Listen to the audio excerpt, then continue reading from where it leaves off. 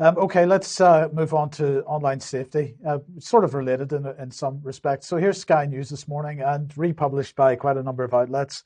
Online safety bill campaigners join forces to urge next Prime Minister to prioritise new legislation. And they're saying a group of campaigners, survivors and families affected by abuse on social media have written to the Tory leadership candidates to urge the next Prime Minister to prioritise the online safety bill. Danielle Armitage is one of those to have signed the open letter addressed to the candidates. She was only 14 years old when she was groomed while playing an online interactive game for children. The man claimed to be 16 years old. However, he in fact was in his late 40s at the time. Campaigners are calling on Liz Truss and Rishi Sunak to resist calls to water down the planned internet safety laws and commit to delivering them without delay. Now, of course, Patrick, the thing here is that what that man was doing was illegal already. There's no requirement for additional legislation to deal with that. Grooming of children is already illegal. So the question is, what is the online safety bill all about? Well, we have been talking about this for, I think, since 2017, when the first hints of this were being released. And we were saying very much it was about controlling narratives and dealing with what the government calls disinformation. Well, more and more outlets starting to also raise the alarm on this and really reiterating what we've been talking about for a long time. But this is Jonathan Sumption this time speaking, or writing in The Spectator, the hidden harms in the online safety bill. And what does he have to say? Nadine Dorries, the Culture Secretary, says that it's all about protecting children and vulnerable adults. She claims it does nothing to limit free speech. Technically, she's right. Her bill does not directly censor the internet. It instead seeks to impose on media companies an opaque and intrusive culture of self-censorship, which will have exactly the same effect. He goes on to say the real vice of the bill is that its provisions are not limited to material capable of being defined and identified. It creates a new category of speech which is legal but harmful. The range of material covered is almost infinite, the only limitation being that it must be liable to cause harm in some people. Unfortunately, that's not much of a limitation. Harm is defined in the bill in circular language of stratospheric vagueness. It means any physical or psychological harm. As if that were not general enough, harm also extends to anything that may increase the likelihood of someone acting in a way that is harmful to themselves, either because they've encountered it on the internet or because someone has told them. So I'm glad to see Jonathan Sumption speaking out on this.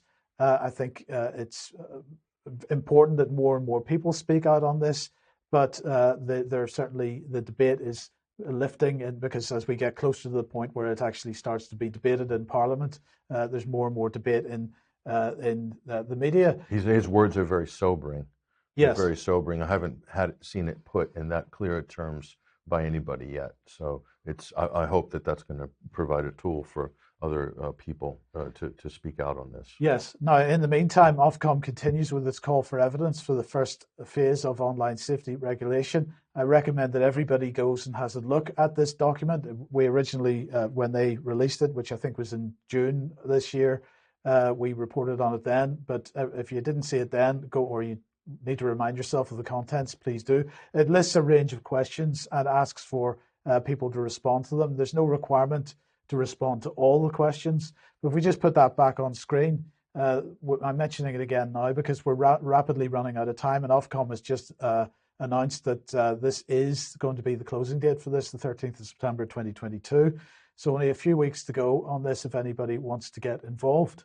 And I strongly suggest that people should be. If you have any strong views on this, it's highly encouraged that you go and visit this and take this opportunity to make your views known, and hopefully this will make a difference. Yes, indeed. But if we come back to the Sky article for a second, underneath the sort of the main image that they put at the top of this article, they had this why you can trust Sky News, and there's a little T logo there, as you can see on the just below it. And when you click on that link, it takes you to this page on the Sky News website entitled "The Trust Project." And do you see what's on the ticker tape on the underneath the virtual studio there, Patrick?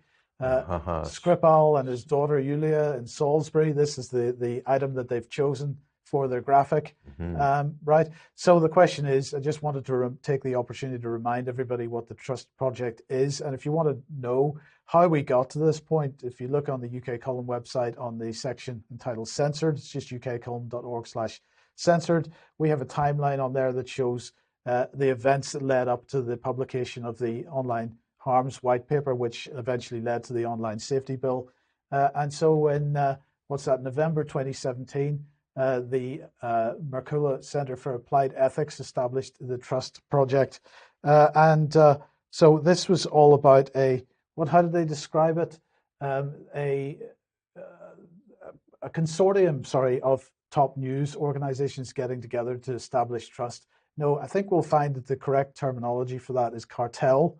We've seen, Patrick, over the last number of years, how the mainstream media launders information between the various components of the cartel, and it really is a cartel now. Yeah, and this is just another little sort of device that they've fashioned out to sort of give legitimacy to what's effectively corporate propaganda. They're talking about, trust indicators. Right. Let's look into this journalist's background. Are they trustworthy? Let's look at the ethics and the fairness of this publication. I mean, the stuff, the tripe that's put out in the Guardian, in the Times, the Mail. Don't even talk about the tabloids. I mean, it's just ridiculous. The stuff that's put out on a daily basis, it just beggars belief that any of these people could put anything like a trust badge on their news outlets. But that's exactly what they're attempting to do.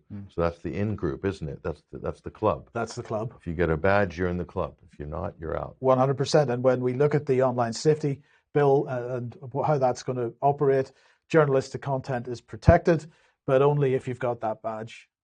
Only if you got that badge. Yeah, I mean, I'll say this: these are publications that reserve resources and deploy journalists and researchers to do attack pieces on members of the public and academics and journalists. And Vanessa. And journalists like Vanessa and many others. Yes. Some of whom we'll see. They'll be speaking at the Beautiful Days Festival.